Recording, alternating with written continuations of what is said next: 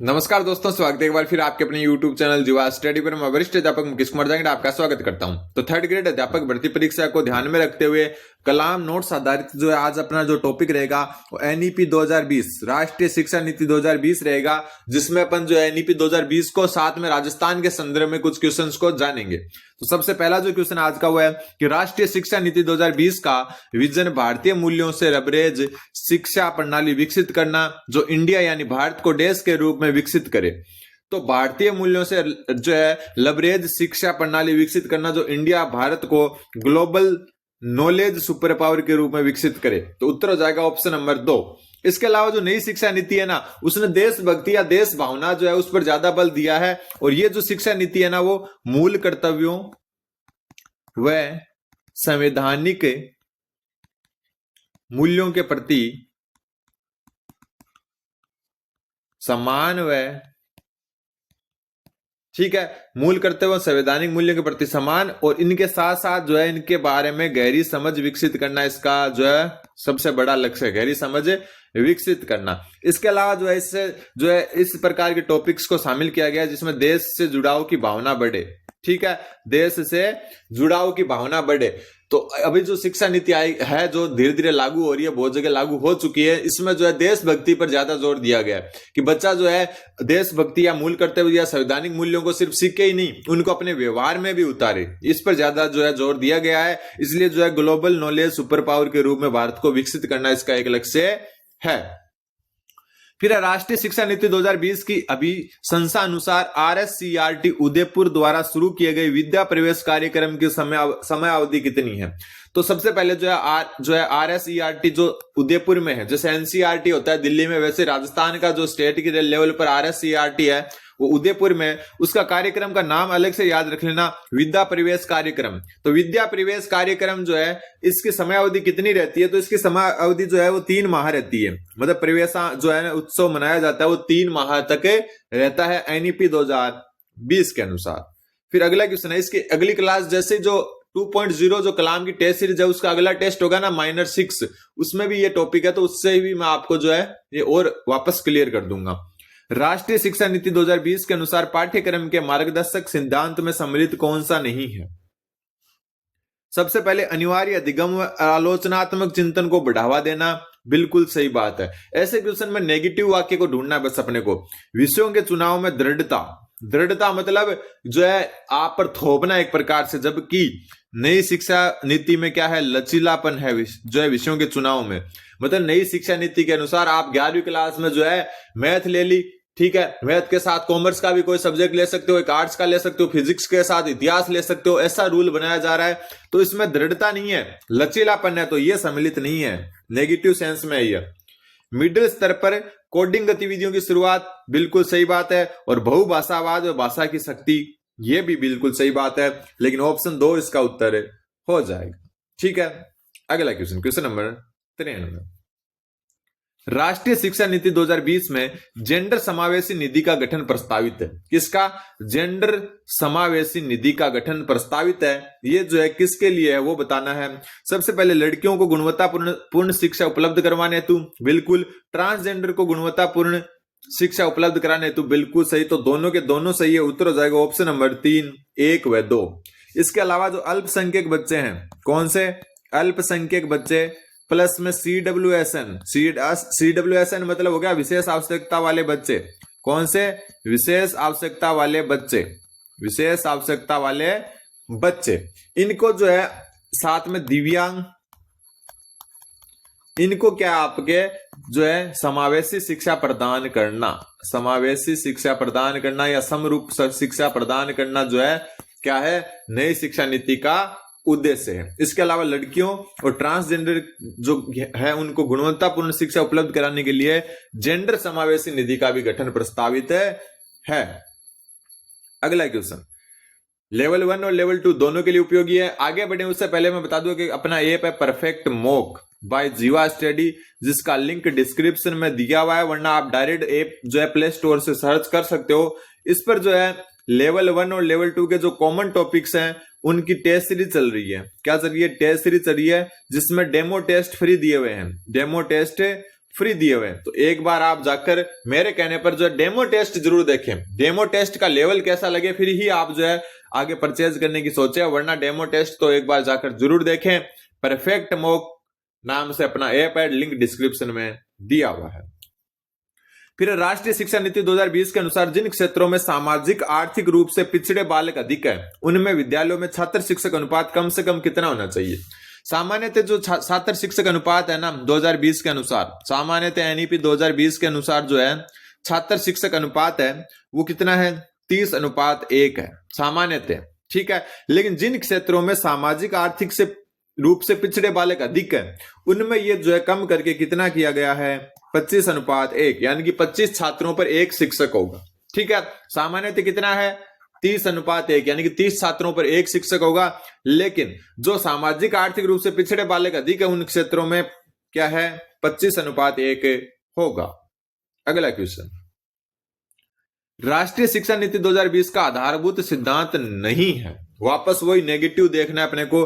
फिर है बहुविषयक तो समग्र शिक्षा। बहुविषयक का मतलब मैं बता चुका आपको कि आप जो है अलग अलग स्ट्रीम के कोई भी 3 सब्जेक्ट ऐच्छिक रूप से चुन सकते हो। फिर पाठ्यक्रम में स्थानीय मुद्दों का समावेश, ये बात भी बिल्कुल सही है। पाठ्यक्रम में जो है स्थानीय मुद्दे ज्यादा होंगे, मातृभाषा की शिक्षा होगी, वो भी पता आपको 5वीं क्लास तक। फिर शिक्षा को एक सार्वजनिक सेवा बनाना, शिक्षा को एक सार्वजनिक सेवा बनाना बिल्कुल सही बात है। शिक्षा में निजी निवेश को बढ़ावा देना, तो ये बात बिल्कुल गलत है। निजी निवेश को बढ़ावा देना ऐसा कोई विजन जो है आपका या सिद्धांत है राष्ट्रीय शिक्षा नीति 2020 का नहीं है। अगला क्वेश्चन, एक क्लास और मैं लाऊंगा इसकी, ठीक है। जो नई टेस्ट सीरीज है 2.0 उसमें अभी ये टॉपिक आया नहीं है। फिर राष्ट्रीय शिक्षा नीति 2020 के अनुसार शिक्षकों को सतत व्यावसायिक विकास, कौन सा सतत व्यावसायिक विकास कार्यक्रम प्रत्येक वर्ष स्वेच्छा से न्यूनतम कितने घंटे भाग लेना अपेक्षित है। मतलब जो नई एजुकेशन पॉलिसी है 2020 उसके अनुसार शिक्षकों को जो सतत व्यावसायिक विकास यानी कि ट्रेनिंग वगैरह है, ऐसे कार्यक्रम आयोजित होंगे जिसमें प्रत्येक वर्ष स्वेच्छा से न्यूनतम 50 घंटे अपेक्षित होंगे उनसे। कितने 50 घंटे। तो उत्तर हो जाएगा आपका ऑप्शन नंबर 3। अगला क्वेश्चन, राष्ट्रीय शिक्षा नीति 2020 में सेकेंडरी स्टेज का पाठ्यक्रम व शिक्षा शास्त्र किस आयु वर्ग के बालकों के लिए विकल्पित किया गया है। इसको मैं बता दूं, सबसे पहले अपनी जो नई शिक्षा नीति है वो 5+3+3+4 इस हिसाब से चलेगी। इस हिसाब से कैसे चलेगी, सबसे नीचे वाली स्टेज का नाम है फाउंडेशन, ठीक है। इसमें जो है वर्ष आयु में बता दूं, इसको 2 भागों में बांटा गया है। एक तो 3 से 6 वर्ष के बालक, ठीक है, और एक 6 से 8 वर्ष के बालक, 2 भाग हो गए। और इसमें जो ऊपर वाली में प्री प्राइमरी कक्षा होगी 3, जिनको अपन नर्सरी एलकेजी यूकेजी कहते हैं। हालांकि इनको अलग नाम से भी जाना जाता है, PP3 PP4 और PP5, ठीक है। यहां होगी कक्षा 1 व 2, ये फाउंडेशन हो गया, ठीक है। इसके अलावा जो है दूसरे नंबर पर आता है वो आती है स्टेज जिसको कहते हैं प्रीपेरेटरी, ठीक है। प्रीपेरेटरी में क्या होता है आपका, अगर आयु की बात करें तो 8 से 11 वर्ष, और कक्षा की बात करें तो आगे की 3 कक्षाएं, कक्षा 3 से 5 तक, ठीक है। अब बात आती है तीसरी स्टेज की जिसको कहते हैं अपन मिडल। और मिडिल स्टेज जो है इसमें अगर हम आयु की बात करें तो 11 से 14 वर्ष की आयु। कक्षा की बात करें तो कक्षा 5 से लेकर 8 तक होगी, ठीक है। और चौथी जो स्टेज होगी वो सेकेंडरी। कौन सी होगी, सेकेंडरी स्टेज। इसमें 14 से 18 वर्ष की आयु और कक्षा 9 से 12 तक, कक्षा 9 से 12 तक, ठीक है, 9 से 12 तक। अब देखो 5+3+3+4, 5 मतलब ये 5 क्लासेज, ठीक है। 3 मतलब ये वाली 3 क्लासेज, 3 अगली 3 यानी ये 3 क्लासेज, और अगली 4 यानी कि ये 4 क्लासेज।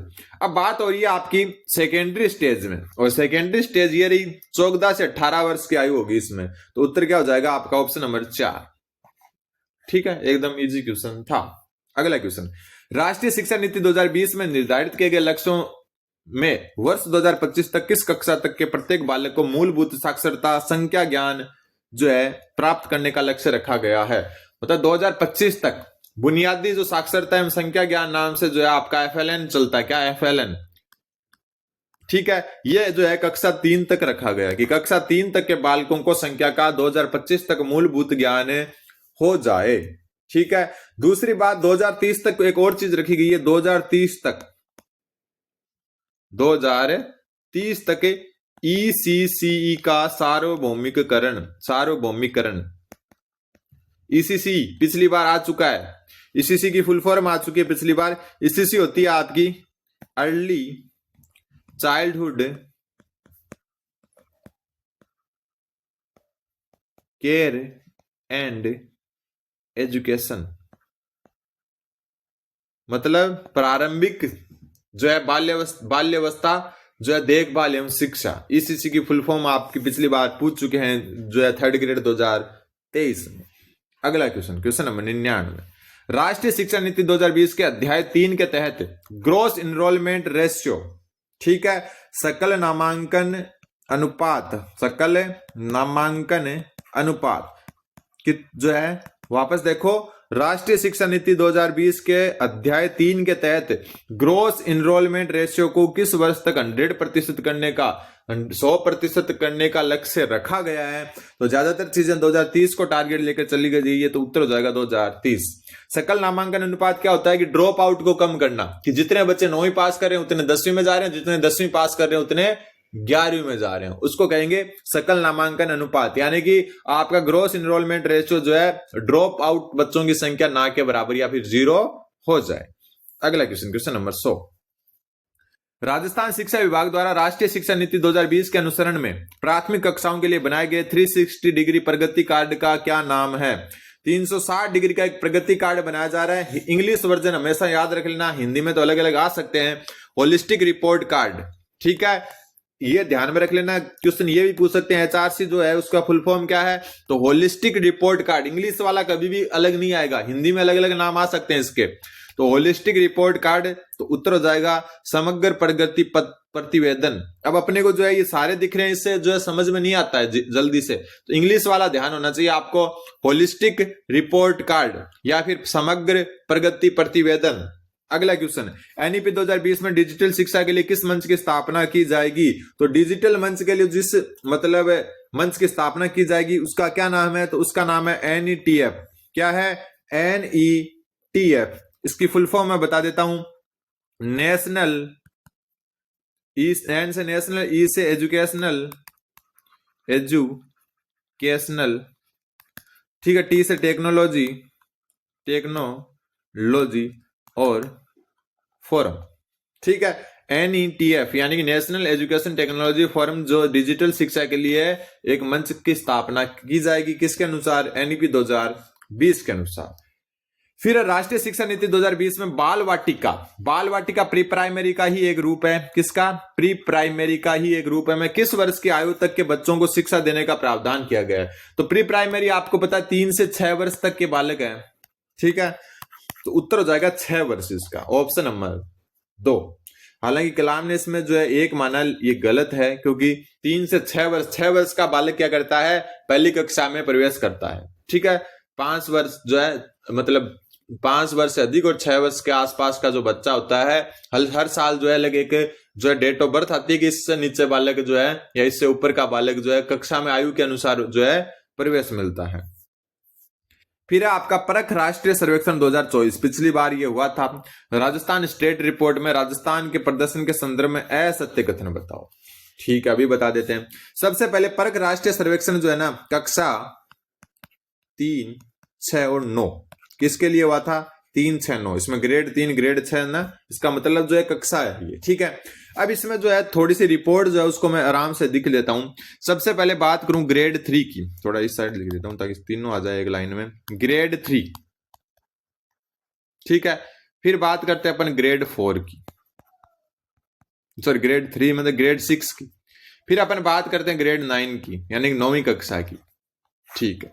इधर अपन बात करते हैं भाषा, और इधर थोड़ा इधर लिख देते हैं ताकि नंबर लिख दूं। यहाँ भाषा और यहाँ गणित, 2 मुख्य ये, बाकी सामाजिक अध्ययन विज्ञान भी शामिल थे। अब मैं लिख रहा हूं कि कितना स्कोर किया, तो भाषा में जो है ग्रेड 3 में 70 और गणित जो है इसमें 66, ठीक है। ग्रेड 6 में 60 और 53, और ग्रेड 9 में जो है 56 और 44। यहां से क्वेश्चन आते हैं, क्योंकि पिछला जो परख राष्ट्रीय सर्वेक्षण हुआ था उससे क्वेश्चन आए थे पिछली बार। ये 4 साल में वैसे होता है, कभी 5 साल भी लगा देते हैं, इस बार 8 साल लगा दी थी कोरोना के कारण, तो वो अलग अलग बात है। तो यहां पर ये स्कोर रहा राजस्थान का, ठीक है। तो ग्रेड 3 में भाषा में छात्रों का प्रदर्शन 70% रहा, तो ग्रेड 3 में 70% रहा भाषा में, बिल्कुल सही बात है।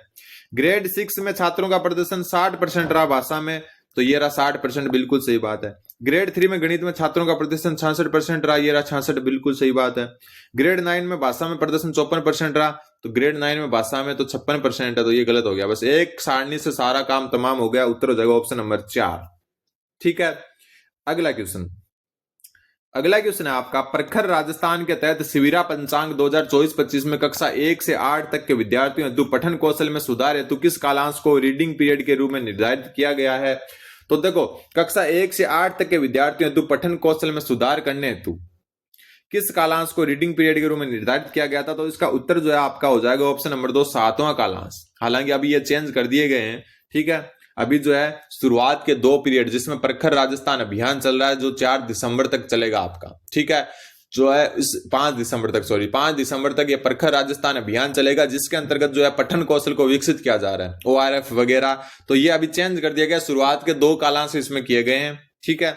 और आज का लास्ट क्वेश्चन, क्योंकि उसके बाद जो है टॉपिक अलग अपन करेंगे, और इस टॉपिक की मैं एक क्लास और लाऊंगा, ठीक है। मुख्यमंत्री शिक्षित राजस्थान अभियान के निपुण संवर्धन कार्यक्रम, सबसे पहले मसरा मुख्यमंत्री शिक्षित राजस्थान अभियान, ये जो है कक्षा 3 से 8 तक होता है। कौन सी कक्षा से? कक्षा 3 से 8 तक। निपुण संवर्धन कार्यक्रम के तहत भाषा एवं साक्षरता विकास का समग्र अनुभव के लिए 4 ब्लॉक पेडागोजी में सम्मिलित ब्लॉक नहीं है। तो इसमें जो है कौन कौन से ब्लॉक सम्मिलित हैं? तो सबसे पहले मौखिक भाषा विकास, बिल्कुल। शब्द पहचान, बिल्कुल। लेखन अभिव्यक्ति, बिल्कुल। और चौथा जो है वो है, एक मिनट, चौथा जो है वो है पढ़ना व समझना, पढ़ना व समझना, ये शामिल है। और चौथा, इसका जो ऑप्शन चौथा है वो वाक्य पहचान सम्मिलित नहीं। तो ये इंपॉर्टेंट आपके एनईपी 2020 के क्वेश्चन थे। उम्मीद आपको समझ में आएंगे। चैनल पर बने हैं तो चैनल को सब्सक्राइब करें। धन्यवाद। बने रहें जीवा स्टडी के साथ।